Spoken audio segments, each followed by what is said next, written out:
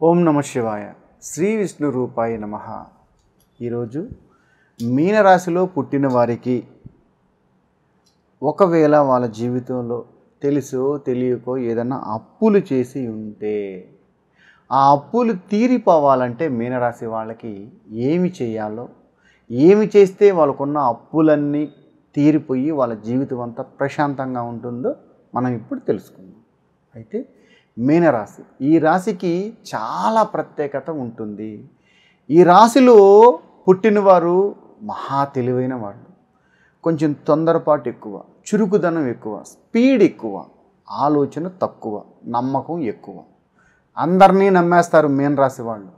నమ్మి వాళ్ళు మోసపోయేది ఎక్కువగా ఉంటుంది. ఈ 12 రాసుల్లో కల్లా తొందరపాటు ఎక్కువ అంటే ఒక మీనరాశి వాళ్ళకే. ఎందుకంటే వాళ్ళ మంచితనమే వాళ్ళకి సమస్య కొని తెచ్చి పెడుతుంది. అయితే మీనరాశిలో పుట్టినవారు అంటే వాళ్ళ డేట్ ఆఫ్ బర్త్ ప్రకారం కావచ్చు, లేదు వాళ్ళ పేరు బలాన్ని బట్టి కావచ్చు, ఎలా చూసుకున్నా మీనరాశి వాళ్ళు వాళ్ళ జీవితంలో ఉన్న అప్పులన్నీ తీరిపోవాలంటే వాళ్ళు ఏమి చేయాలో నేను ఇప్పుడు చెప్తాను, మీరు వినండి. అదేంటంటే మీరు ఇది చేయవలసిన తిథి పంచమి తిథి రోజు మాత్రమే చేయాలి. అంటే నెలలో ఏ రోజైనా కావచ్చు, ఏ డేట్ అయినా కావచ్చు, ఏ వారమైనా కావచ్చు, తిథి మాత్రం ఖచ్చితంగా పంచమి తిథి నాడు మాత్రమే ఈ పూజ చేయాలి. నెలలో వచ్చే 2 సార్లు కానీ లేదు ఒకసారి కానీ, మినిమం నెలకి ఒక్కసారి ఈ పూజ చేయాలి. వీలైనంత వరకు నెలలో పంచమి తిథి 2 సార్లు వచ్చినా 3 సార్లు వచ్చినా ఒకసారి వచ్చినా మీరు 100% పంచమి తిథి నాడు 41 రోజు ఈ పూజ చేయాలి. ఆ తిథి ఏ రోజు ఉంటే ఆ రోజు, అంటే ఒక్క మండలం 41 డేస్ ఒక మండలం పాటు ఈ పూజ అనుకోండి.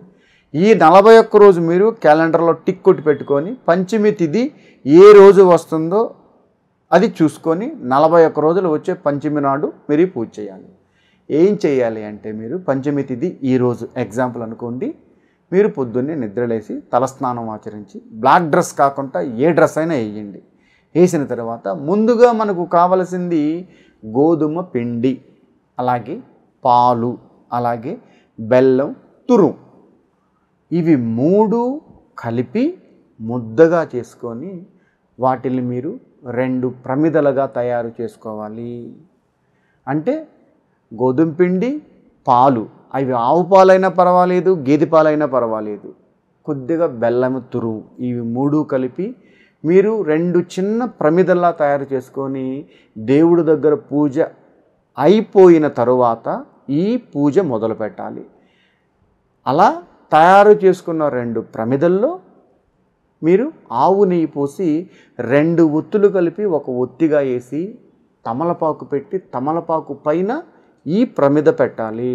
అంటే మనం గోధుమ పిండితో తయారు చేసుకున్న ప్రమిదని తమలపాకు పైన పెట్టి దేవుడికి ఇటువైపు 2, అంటే ఆల్రెడీ మనం 2 దీపాలు పెట్టుంటాము, దాని పక్కనే ఈ తమలపాకు పైన పెట్టిన గోధుమ పిండితో కలిపి చేసి పెట్టుకున్న 2 ప్రమిదలు మనం ఆవు నెయ్యి పోసి దీపం పెట్టాలి.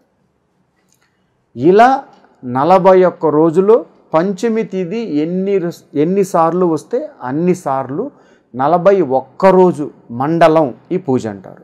మండలం పాటు ఈ పంచమి తిథి నాడు నేను చెప్పే ఈ గోధుమ పిండి, బెల్లం తురుము, ఆవు పాలు లేదా గేదె పాలతో కడిపిన ప్రమిదల్లో మీరు దీపం పెట్టి పొద్దున్నే పూజ చేసేసేయాలి.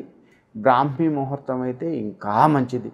ఒకవేళ అందరూ బ్రాహ్మీ ముహూర్తంలో లేలేరు, టైమింగ్ ఏంటి గురువుగారు అని అంటే మీరు తెల్లవారు 4 గంటల నుండి మీరు ఆ రోజు 10 గంటల 45 నిమిషాల లోపల ఎప్పుడైనా చేయాలి. ఒకవేళ పొద్దున్నే కుదరలేదు, స్కూలు డ్యూటీలు కొంచెం ఇబ్బందిగా ఉండింది అని అంటే సాయంత్రం 6 తర్వాత నుంచి 9:45 లోపల ఎప్పుడైనా ఈ పంచమి తిథి నాడు చేసుకోవచ్చు. గురువుగారు పంచమి తిథి మధ్యాహ్నం ఉంది కదా, మనం పొద్దున్నే చేస్తే వర్తిస్తుందా అనేది కాదు. ఏదేమైనా తిథి ఉన్నప్పుడు, అంటే కొన్ని ముహూర్తాలకి, అంటే కొన్ని శంకుస్థాపనలకి, గృహప్రవేశాలకి, పెళ్ళిళ్ళకి కొన్ని మనకు ఉండే ఆ తిథిని అమృతకాలాన్ని చూస్తారు. కానీ ఎలాంటి పూజలకి ఆ రోజు పంచమి తిథి దాటిపోతున్నా వస్తున్నా మనకు ఆ రోజు 4 గంటల నుంచి రాత్రి 9 గంటల 45 నిమిషాల లోపల ఈ టైంలో ఎప్పుడైనా చేయొచ్చు. కానీ మధ్యాహ్నం 12 నుంచి 3:30 అంటే 3:30 4 యువతల పక్క మాత్రం పూజ చేయడానికి ఈ పరిహారానికి శాస్త్రం ఒప్పుకోదు. కనుక ఈ రాశివారు నేను చెప్పే ఈ చిన్నపాటి రెమెడీ 41 రోజు పంచమి తిథి నాడు ఈ ఆవు నెయ్యితో పెట్టిన దీపాలు మీరు వెలిగిస్తే మీకు ఎలాంటి అప్పులున్నా 100% మీనరాశి వారికి హరింపబడతాయి. అలా మీరు పెట్టేసిన ప్రమిదలు ఏం చేయాలి గురువుగారు అంటే అవి తీసుకెళ్ళి వాటర్లో వేసేయండి, లేదు ఎవరో తొక్కని చెట్టు మొదట్లో వేసేసేయండి. ఆ రోజు మాత్రం మీరు నాన్ వెజ్ భుజించరాదు, బ్లాక్ కలర్ డ్రెస్ ధరించరాదు. భర్తకు అప్పులున్నా భార్య చేయొచ్చు, భార్యకు అప్పులున్నా భర్త చేయొచ్చు, పిల్లలకు అప్పులున్నా అమ్మగారు చేయొచ్చు. ఈ రాశివారు మాత్రమే ఇది చెయ్యాలి. పక్క రాశివారు అంటే ఎగ్జాంపుల్ భర్త కోసం భార్య, భార్య కోసం భర్త చేయొచ్చు, అట్లా కాకుండా వేరే వేరే రాశుల వాళ్ళకు మాత్రం ఇది వర్తించదు. కనుక ఈ ఒక చిన్నపాటి రెమెడీ మీనరాశి వారు చేసుకొని వాళ్ళ జీవితం ఎలాంటి అప్పు లేకుండా వాళ్ళ జీవితం సుఖమయంగా సంతోషంగా ఉండడానికి ఈ చిన్నపాటి పరిహారం చేసుకొని ప్రశాంతంగా ఉండండి.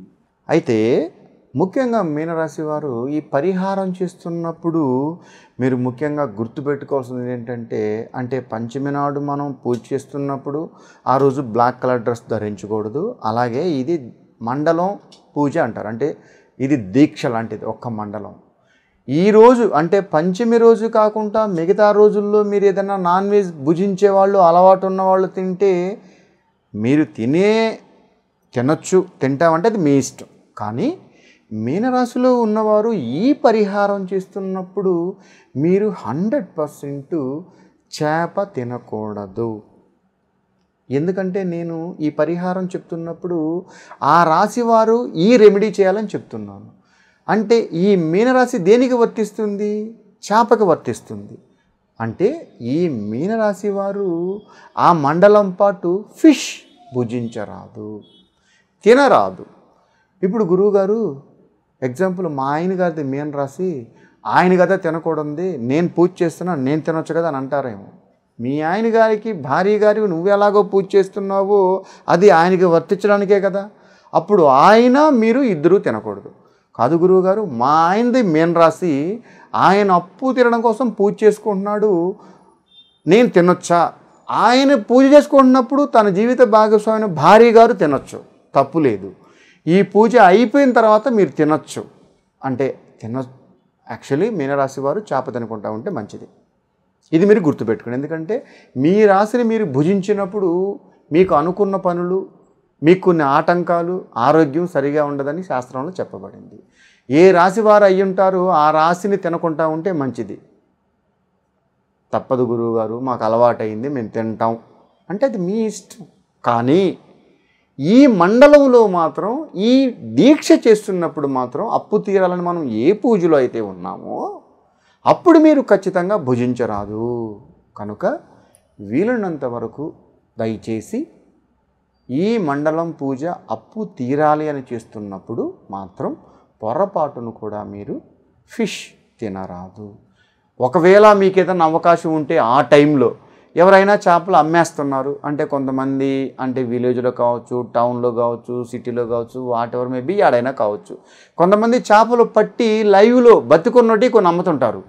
అప్పుడు మీరు ఏం చేయాలి అంటే ఈ రాశిలో ఉన్నవారు ఈ పరిహారం చేస్తున్నప్పుడు ఇంకా బాగా బలంగా ఉండాలి అంటే అమ్మేస్తున్న చేపలు మీరు కొని మీ చేతులు గుండా తీసుకుని వాటిని వాటర్లో వదిలేశారనుకోండి, ఆహా మహా అద్భుతం. అంటే మీ రాశిలో ఉన్న చేపలు చనిపోతున్నప్పుడు మీరు వాటిని బతికించారు కనుక బలం పెరిగిపోతుంది మీకు. ఆ చేప ఏ విధంగా నీళ్ళల్లో ఈదుకుంటూ సంతోషంగా ఉంటుందో మీ జీవితం కూడా అంతే సంతోషంగా ఉంటుంది. కనుక అప్పు తీరడం కోసం చేసేటప్పుడు మనం పొరపాటును కూడా ఈ పొరపాట్లు చేయకుండా మీరు నియమాలు తీసుకుంటే తొందరగా మీకున్న అప్పులన్నీ నెరవేరిపోతాయి. కృష్ణ.